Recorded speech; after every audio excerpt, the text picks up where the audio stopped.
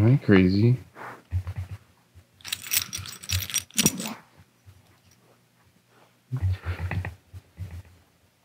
Draper, they're not paying you any money anymore, man. You gotta get a job. I know. I know it's not fun. It'll be okay, man.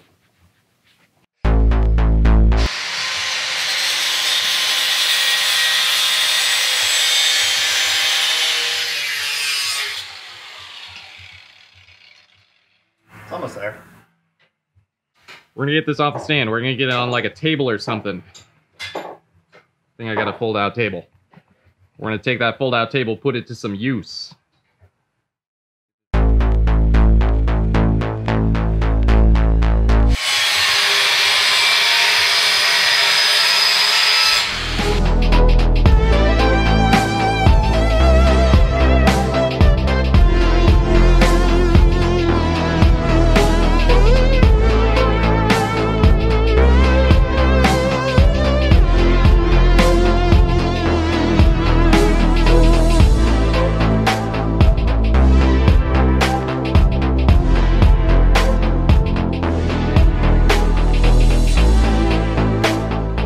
God, I really hope this doesn't break.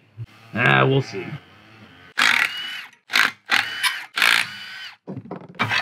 Oh yeah. I need to buy me one of those still. Let me just use mine.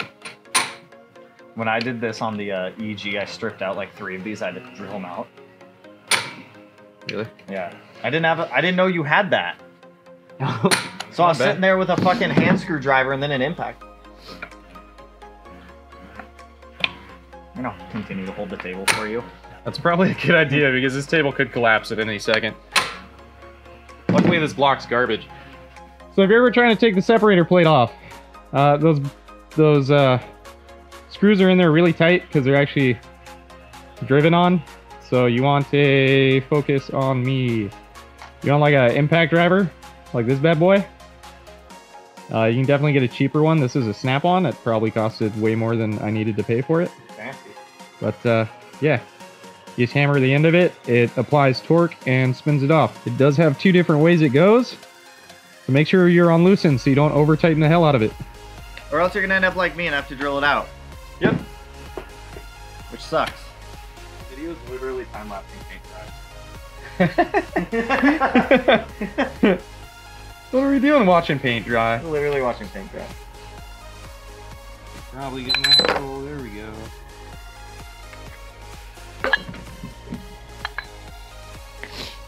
Nasty. Kind of nasty. So, you got your separator plate off. You got your little access panel off on the backside. Your flywheel or flex plate is off the back of the motor. So, looking in there, not going to be able to get much more light in there than that.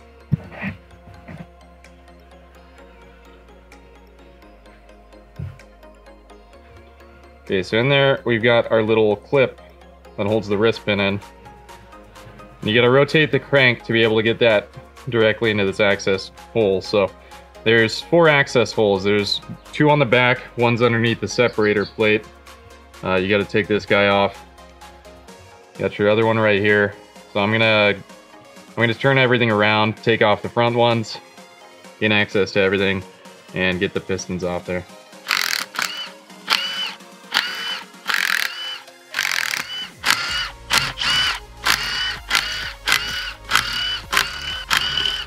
So at this point, I've taken all the bolts out of the oil pump. I already took the water pump off. Those are all 10s that hold those on. We also have this bracket here we want to take off. These are 12s. So I'll get that off. I also just took off the oil pressure sensor right here. And I'm just going around the block, removing anything that's on there. Oh yeah, girl.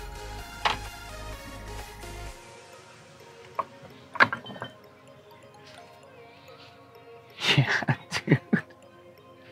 I just got the oil pump off and something looks weird because a couple of these Phillips heads have witness marks on them. So it looks like somebody's been in here and maybe rebuilt this for some reason, which is strange. I'm gonna take this apart just to look at it, because why not? Okay, so I just broke all these loose. I want to get a look at the oil pump gears. So like I said, they had witness marks on them, and this engine failed pretty good. And we're trying to find a failure point. We're trying to find a cause of the failure. Ah, look. No. So. There's so much room. You're playing with the gears? Okay, so this is all apart. I got moderate scoring to the front face of this. That's bad. Moderate scoring to the inside of both these gears. They're supposed to just walk themselves around super easy. Now I've got a catch point because it's worn the inner piece, so I don't think this is what failed, causing issues, but I think this is a byproduct of the failure because we had so much metal in the pan that this was just not gonna have a good time. This is a 14 hex. This is a fat boy. Oh my god, so easy. So easy. Yeah. Make sure if you're reusing these, you save that. Notice that that's there.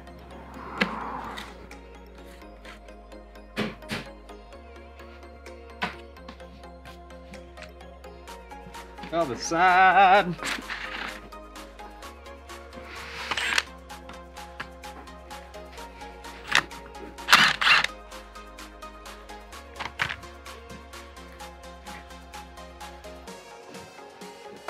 Yeah.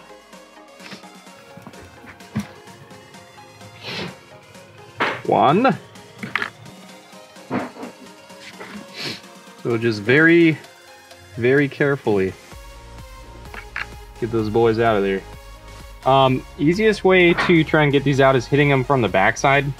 You'll have the other rods and everything in your way, so you want a really long, skinny extension, kind of like this guy, and that'll be your best bet. But once you get the first retainers off there, just come in from the backside now that you have the access holes all open. Put this through on the back of the wrist pin, and you'll just give it a couple of taps with a hammer.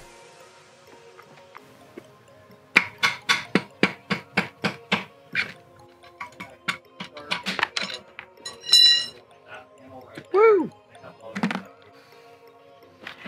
Here, I'll smack it this time, you grab it. Let me zoom this out so you can see what we're doing. So, let me know when I'm good to smack it. God. Oh, my hands are so gross. Now we're just taking an extension in through the oil pan and hitting up on the backside of the piston. You'll knock that out of there. Ow. Ow. If you care about your motor, you may probably take a little more. Give a little more instead caution. Of smacking it like a asshole and letting it hit the ground. How's the how are the rings on here? Surprisingly, fairly good on cylinder 3, which is the dead one. Yeah, we don't have any cracked ring ringlands or anything at the moment. No ring issues. That's good.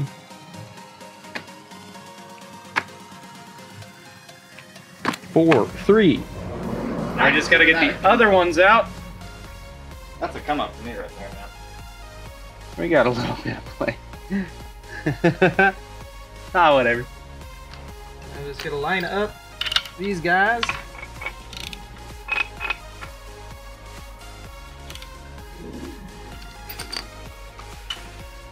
Get in there. This is really hard with a camera in my way. There we go. Get our cylinder 1 out of there.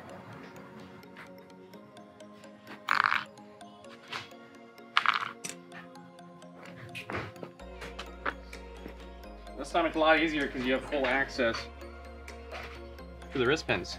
So we're just gonna do that. Find my damn hammer. Get the fuck out of the way, man. right on the back side of the wrist pin. Make sure not to be on the clip, but the wrist pin itself. Later, bitch.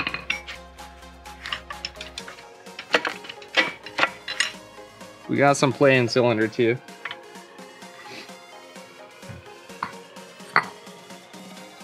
Two.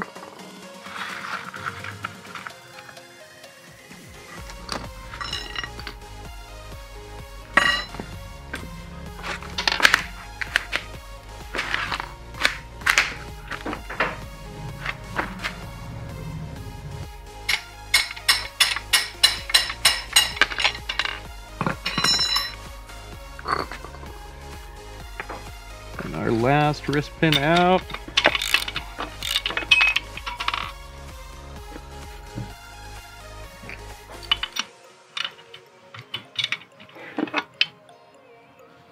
There we go.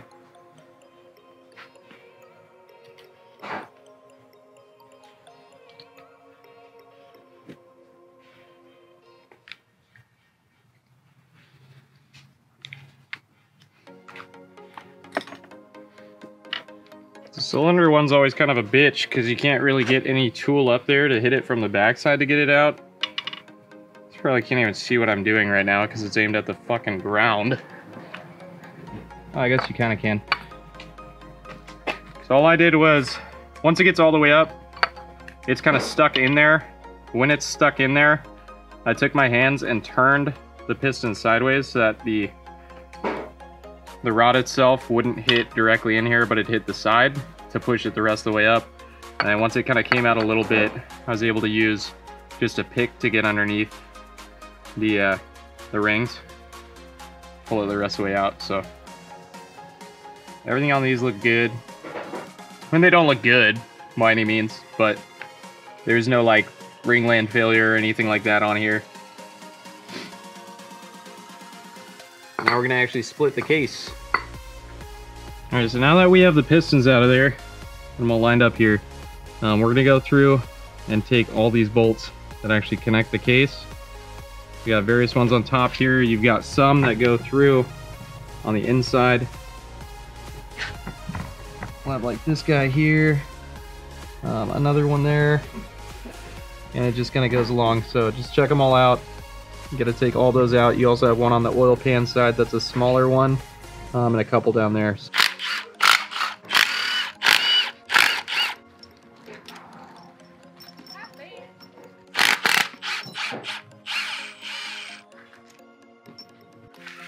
Taking all these top ones out.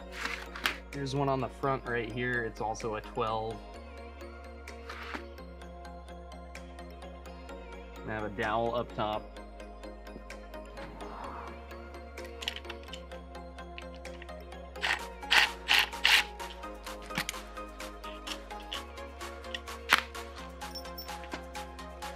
Okay, so to split the case, you only need 3. You only need 3 different sockets. Standard 6.12, you need a 12.12 for the ones that are inside here and then in the front, and then you need a 10 just for the little channel that goes on the bottom in the oil pan. There's just one single pin in there. Kind of walk yourself around the block. You'll see them inside these little galleys here. They've got recessions for them. They've got 2 on this side. I believe they have 4 on the other side, as well as the sides on the outside of the case. And this long extension is your friend. Okay, so I'm gonna set you down for this.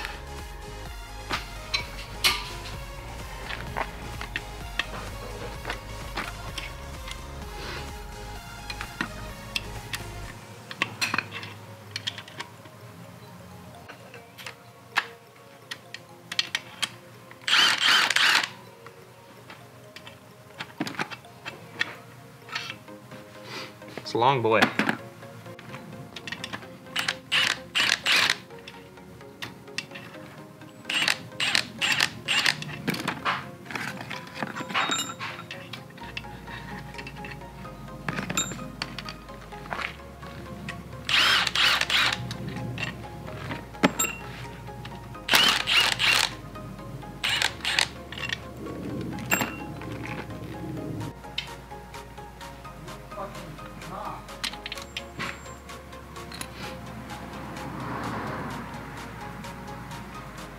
I got everything on this side done.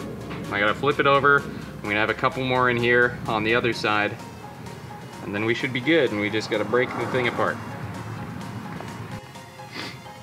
So on this side, that's gonna be bank 1. I got 6 total that are these 12-point 12s. I gotta remove out of there. These things take a lot of work to get out because they're really tight. So I would advise a breaker bar and probably having it on the stand still.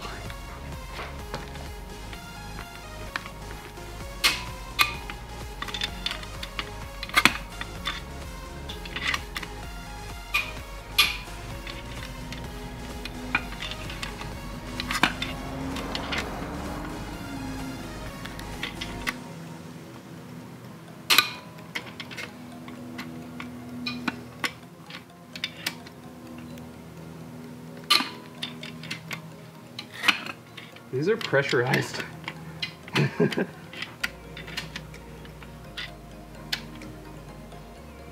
Last 2.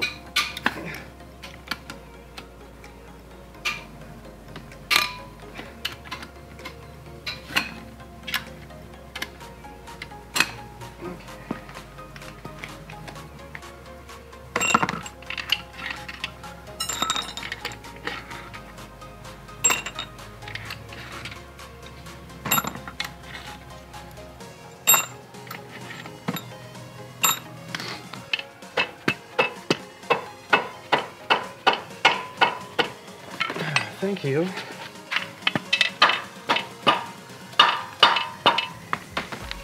These fucking dowels, man. Bring. All right, so I got the case halves apart. The thrust bearings are pretty bad. Underneath all the bearings, they look fine. I'm not gonna reuse this block, but this was just kind of taking things apart. 1, just to show you guys how, and 2, just to see what the inside looked like. Cylinder 3 is gone on its rod bearing. Cylinder 2 is on its way out. 4 seems fine, and 1 seems fine. So I really just want to take this off to see how blown the bearing is in it. This is cylinder 3.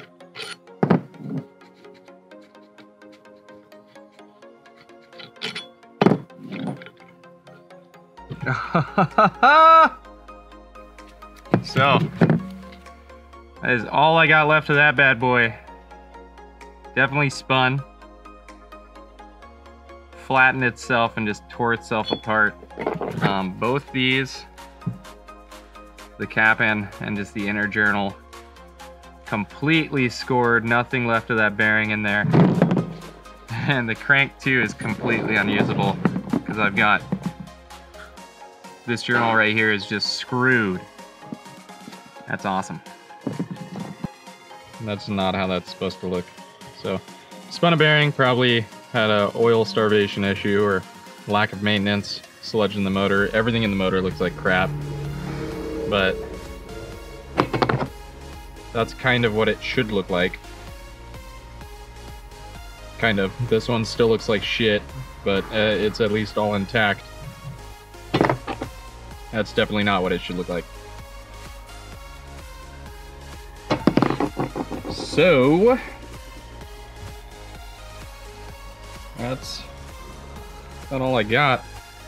If you're doing the disassembly, just to recap, because I tried to go over and show you everything that's needed to be taken apart, it might be easiest to pull out the actual case half bolts while it's on a stand, and then get it on the ground and, while holding it, hit downward to be able to separate it. It's really not too bad. There's not a whole bunch of stuff holding it together. The only thing you're really fighting with is these old dowels.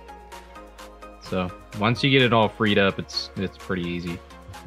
All right, guys, so this thing is completely torn apart. I am done messing with this. It's probably going in the trash unless somebody wants it. That is all I've got for you today. The next few things I'm gonna have to do are figure out what I'm gonna do with Mittens. I wanna do a lot of stuff to Chewy. I'm gonna make a video on Chewy here soon. just going over the current things that are done to the car. And after that, I mean, I've got a couple of parts coming for it too. But yeah, that white one's probably going to stay sitting there for a while, because the plan is to actually do things to the Outback and take parts off the Outback and use them for the Legacy. So that's all I got for you this time, and I will see you in the next one.